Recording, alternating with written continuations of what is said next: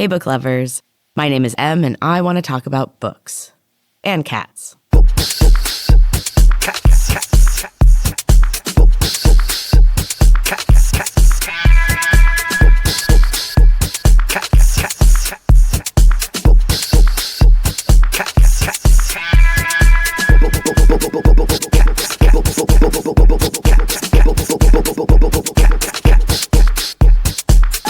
Hey book lovers, welcome back. This week, let's start with t-shirts based on books. Now, I love a good graphic tee, and book-related ones, even better. Love. Lately, I've been working on some designs of my own. You can check out the store at the Books and Cats website. It's still kind of under construction, but there are some products listed, and I'm pretty pleased with them. But I'm not really talking about those today. I want to take a minute and talk about my oldest son for a moment. He gave me a couple shirts recently, and honestly, they could not be more me. The first one was a funky Alice in Wonderland shirt that features Alice and the caterpillar, and I love it so much. My kid really knows me. My theater directing career was bookended by Alice in Wonderland performances. My very first directing gig was Alice, and I used a lot of Frank Zappa and bright, funky colors with the lighting. And it was a blast. I was totally hooked at that point. I also got to paint an entire stage in this huge, red and white checkerboard, and it looked so cool. And actually, George Clinton and the Parliament Funkadelic came to the school a week or two after that, and they left the stage painted that way for the concert, and it was so fucking awesome. But anyway, the final show that I directed was also a version of Alice in Wonderland, one that I wrote myself. And once again, I featured music heavily in it. This time it was Lady Gaga. They were pretty different shows, but it just felt so perfect to start and end my career with quite possibly the most influential book in my life. If I had to choose just one story that really started my deep love of books, and specifically writing and word choices and creation and rhythm, all that good stuff, if I had to choose, it would be Alice in Wonderland. And also, I have loved every adaptation I've seen. It's a story that is really open to creativity and whatever style you want to make it, which I just find so cool. I love things that encourage people to create. So if Alice in Wonderland started my love of creativity and writing, the other book shirt that Z got me was what started my love of horror.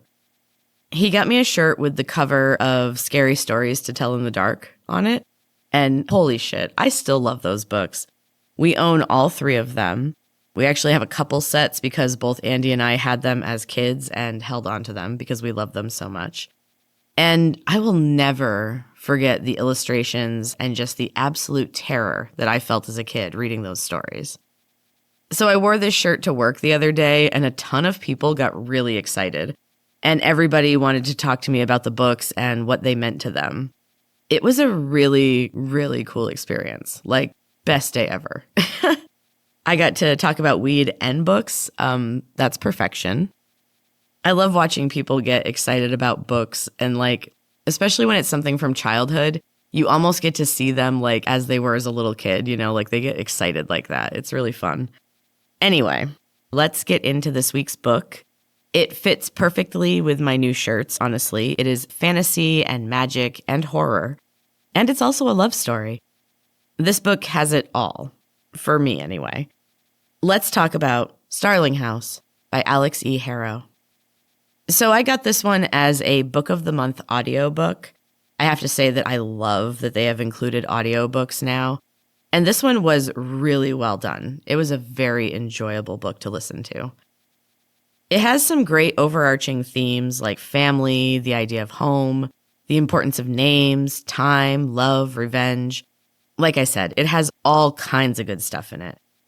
Now, I'm going to try to do my best to not spoil anything, but beware something might slip through. I definitely recommend that you check this book out in print or audiobook. It's fantastic. So, this book is about a house, the Starling House. obviously. The house is ancient, and strange things tend to happen there, or so the townspeople say. The gossip is full of strange occurrences, all of which feature the house and its keepers, the Starlings. They are not related by blood, but the house calls to them. When one falls, another appears soon after, to take over the house. The newest one is a young man who is rarely seen in town, which makes the townspeople uneasy. Our main character is Opal, a scrappy young woman tasked early on with the responsibility of raising her younger brother. Her mother died in a car accident, and Opal was in the car as well. She remembers someone pulling her from the car in the water and saving her life, but no one ever knew who it was, and that night still haunts Opal. The whole town is haunted in a way. The stories of the house and the Starlings permeate the culture and seem to bring a curse on the town. Or maybe it's the power plant and the numerous violations and dangerous leaks. Who knows? Opal doesn't really have time to think about these things too much, but her thoughts do sometimes linger on the house and its strange lineage. One of the former Starlings wrote a book about the strange land below the house. Kind of a creepy wonderland. And it was called Underland. Opal has been obsessed with this story her entire life. So, of course, sometimes her thoughts drift to the house. Mostly, though, she is focused on survival and getting her younger brother out of the cursed town and into fresher air and better opportunities. But one night, she stops to stare at the gates of the Starling House, and she meets the newest Starling, a young man with a sullen demeanor who rarely leaves the property, who is very rude to her at first. She does manage to get a job cleaning the house, and he's going to pay her a lot, enough that she will be able to get her brother Jasper into that fancy private school and to safety. This book is really lovely. The house is alive, and it is fully a character on its own, which I love. It's also a ghost story and a love story with magic and dreams, and it's just so creepy and well done. And the former Starling who wrote the infamous book about Underland actually haunts the house still, and her real story unfolds throughout the book, and it is just... it's so wonderfully done. It's so good. Plus, there's also some creepy monsters that are made of mist that leave death and destruction in their wake. I just can't stress enough that this book is a fantastic read. It has something for everyone, I swear. It's so good. And I love the audiobook performance. Book of the month for the win, definitely. I highly recommend The Starling House by Alix E Harrow. Read it however you can find it. It is so good. So in other book news, I wanted to quickly talk about an Instagram post that I saw the other day. It was posted by someone called Miss_Laris. I follow her. She's a book person. And I just love this story and I wanted to share it. It is about Italy's smallest library. So Antonio LaCava is a retired teacher from the rural south of Italy, where bookstores and libraries are scarce. After he retired, he decided to turn his van into a mobile library and bring it to kids in places that didn't have access to books. It's called the Biblio Motocaro, and it brings books to the heart of the communities, and it brings books into the heart of these communities. On average, LaCava lends out around 450 books a week.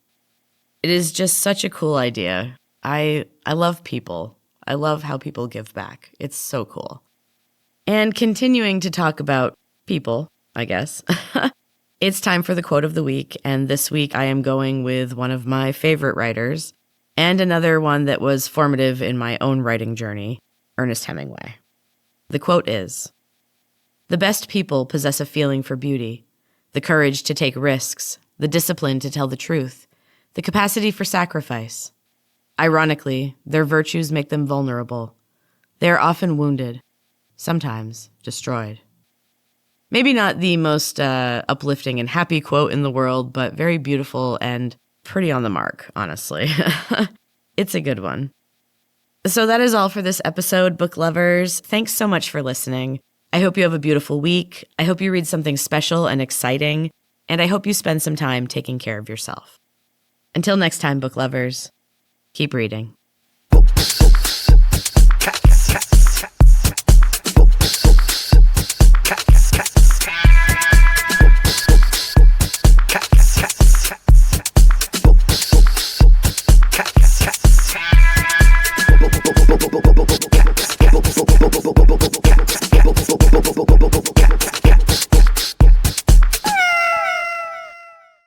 a Frap Media production.